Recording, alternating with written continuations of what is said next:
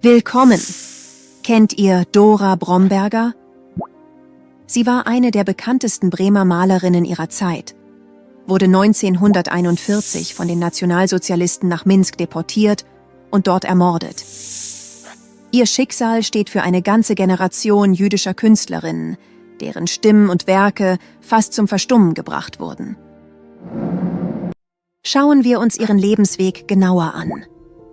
Sie wurde 1881 in Bremen als Tochter des Musikprofessors David Bromberger geboren, der eng mit der Bremer Kulturszene verbunden und mit dem Komponisten Johannes Brahms befreundet war.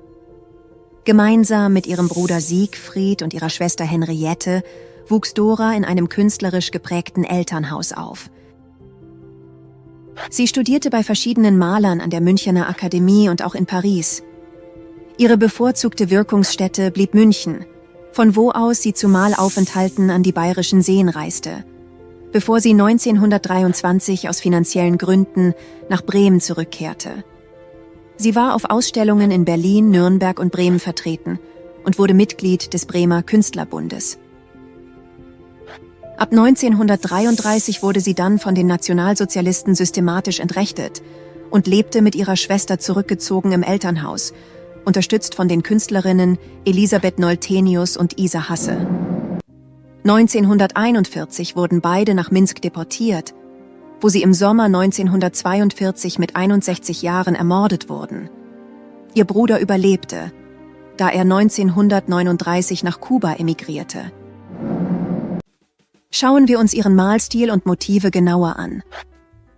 Ihr Malstil war vom Expressionismus beeinflusst, gleichzeitig eigenwillig und von einer feinsinnigen Farbigkeit geprägt.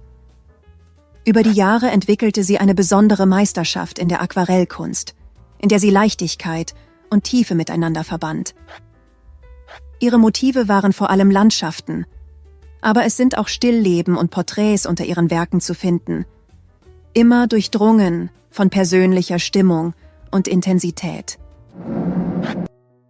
Zu ihren bekannten Werken zählen Steile Gasse, das mit leuchtenden Farben und expressiver Perspektive die Lebendigkeit alltäglicher Stadträume einfängt, das Aquarell Junges Mädchen mit Schaf, in dem eine zarte Symbiose zwischen Menschen und Natur sichtbar wird, sowie Herbstliche Kühle 1916, das mit gedeckten Ölfarben und strukturierter Pinselführung die stille Melancholie des Herbstes spürbar macht.